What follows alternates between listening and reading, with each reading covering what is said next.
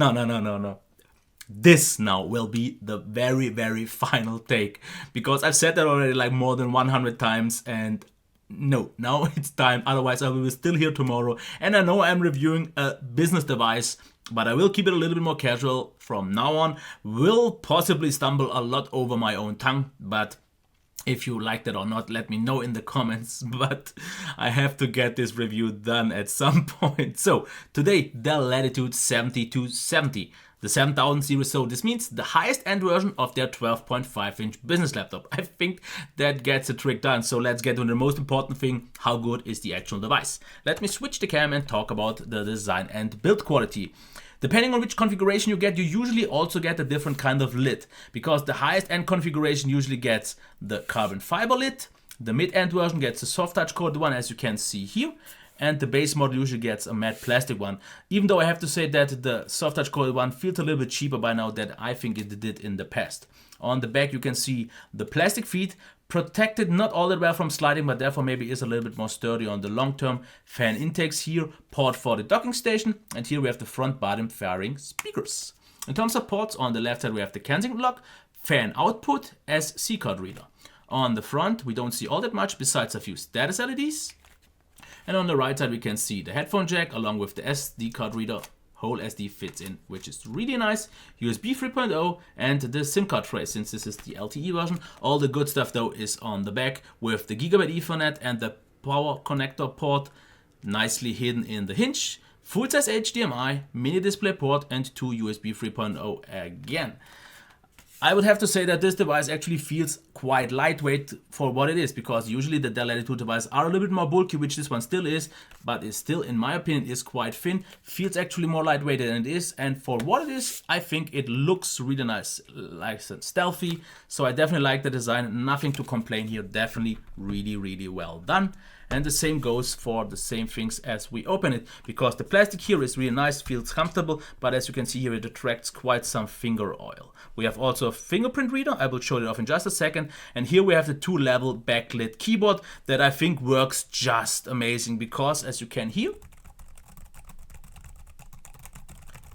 it is super nice and quiet. We have lots and lots of key travel. The tactile feedback is absolutely great, and that's all I have to say. This is one of the best typing experience that I have had so far.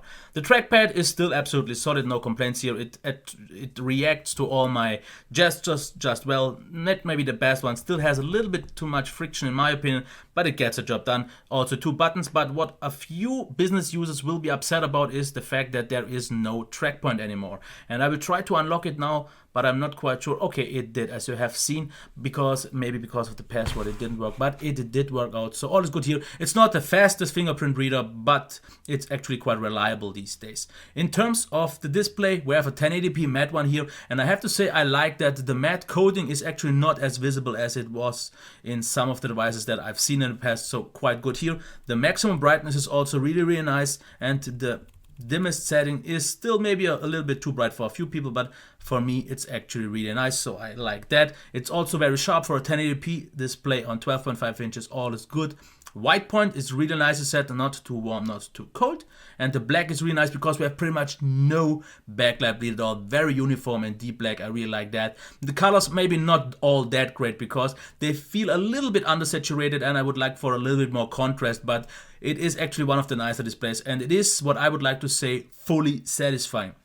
Because sharp scaling was no issue. I actually use it at 100%, which works out absolutely fine, and I like the display, like I said, fully satisfying. That is one of the most important things for me because it did not really bother me. A little bit more saturation is something that you can easily add in the system, and contrast is just lacking a little bit, so no big problem. So now I want to show off a video and show you off the speaker and audio as well. Today I might have something really interesting for you, at least something very unique. I'm talking about the Lenovo Yoga Book. And there was a lot of talk about this device on IFA 2016 due to its very unique set of features with the way how the stylus works and the notepad and even an ink tip, along with the Halo keyboard and so on. It's not the typical Android or Windows convertible or something like that. And I think that would be good enough. And all I have to say about the speaker is that I'm for one of the few times actually satisfied by now, because it still tends to distort a little bit, as you have maybe heard, on lower end quality sound. But if you have something good, it actually is more than loud enough these days, and the actual tonal balance is good because we have some nice rich sound with the bass being quite okay, the mid solid and the highs clear. That still tend to distort a few times though. This is my only minor gripe, and that's why I didn't put it neither in the pros nor in the cons, because without the distortion it would have been a pro, but since it still has that but is not as worse or not as bad as it was in the past, I will let it slide in that regard. So let's talk about performance here, and let me show off first the SSD speeds. As you can see here, 550 reads and about 300 of write speeds, which is absolutely fine. And in terms of performance, I can already tell you that this one performs just super nice, because if I use the trackpad, which you don't see right now, as you can see here, super smooth scrolling, and this is in Chrome. Edge will even work better, and even Firefox worked out really nice. So battery smooth scrolling, and the same also goes for this here. But I guess scrolling in a browser shouldn't be the task to really be considered as the benchmark here. But the rest, due to the Skylake i5, it performs really well, and if you maybe compare this to Broadwell, it's almost on i7 level.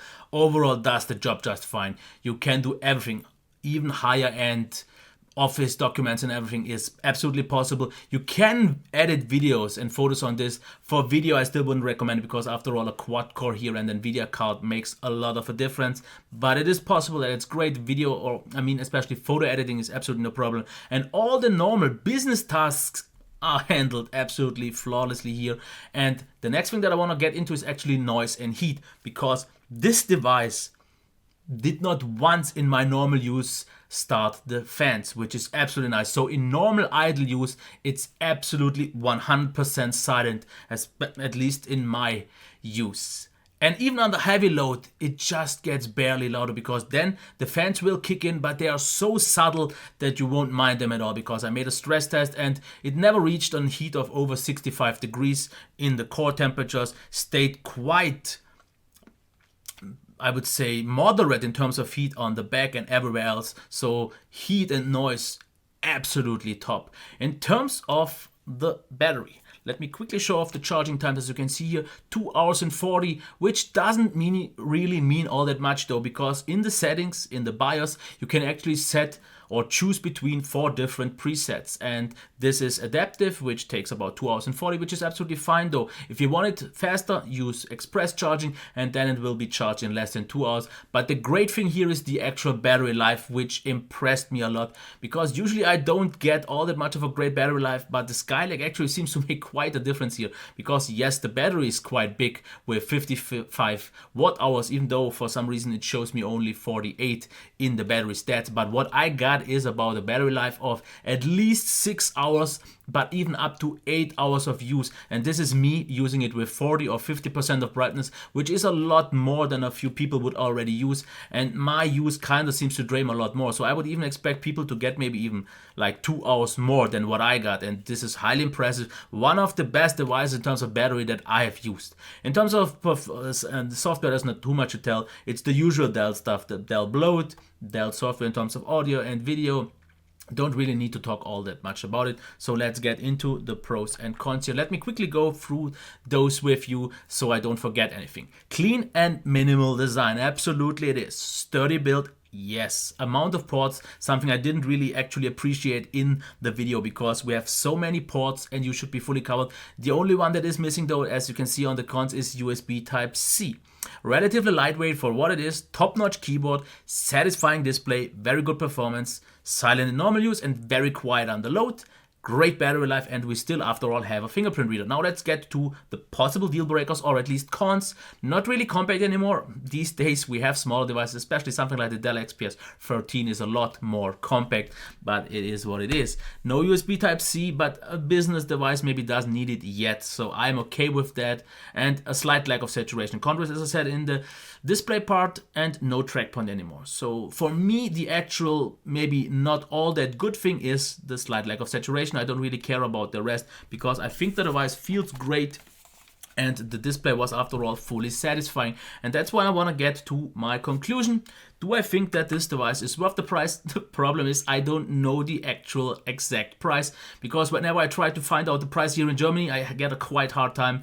And no matter in what review, people from the comments find so much cheaper prices, especially in the US, that I can't really talk about value all that much. I know it's not a cheap device, but I think you get definitely what you pay for, and it is a solid device because, as you have seen, you get a lot of pros, but you get just a few cons, and some of them maybe aren't even any worth to talk about. And that would have been it. I am really impressed. It is definitely the best 12-incher from Dell that I've used in the Latitude series, because the previous ones were nice but all had few more flaws that I've not liked so much. This one is actually pretty much flawless, which is really nice to see, and that's where I want to leave it. If you have liked the video, leave it a thumbs up and subscribe to the channel, and whatever you want to, leave that down in the comments. I wish you a nice day, and this was the one take that I will use, because the rest was not that good.